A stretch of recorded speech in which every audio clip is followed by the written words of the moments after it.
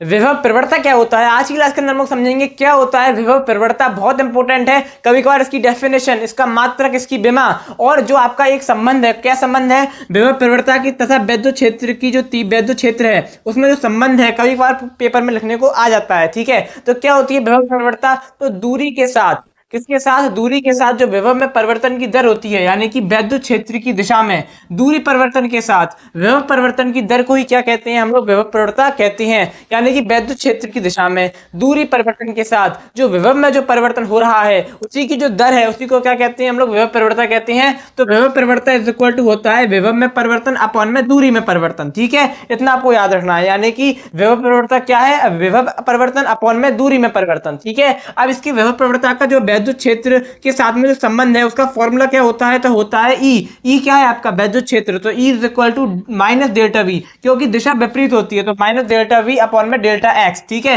Delta we क्या है आपका विभव परिवर्तन, ठीक है ना, और जो आपका डेल्टा एक्स क्या है, तो डेल्टा एक्स है दूरी परिवर्तन। ठीक है, ये आपको याद रखना है। इसका मात्रक क्या होता है, तो आपका विभव, यानी कि विभव का मात्रक क्या होता है, वोल्ट, तो आप कह सकते हो वोल्ट प्रति मीटर, अथवा एक और मात्रक है जूल, जूल प्रति कूलाम, वो भी आपको याद रखना है। ठीक है ना, उसके बाद इसकी बेमा क्या होती है, तो इसकी बेमा होती है M L T minus 3m-1, क्या होती है इसकी बेमा होती है। तो बताओ क्या होती है विभव प्रवणता, दूरी के साथ वैद्युत क्षेत्र की दिशा में दूरी के साथ विभव में परिवर्तन की दर को विभव प्रवणता कहते हैं। आशा करता हूं कि आपको समझ में आ रहा होगा। अब मैं आपको एक और नई क्लास में नए टॉपिक के साथ में, तब तक के लिए धन्यवाद।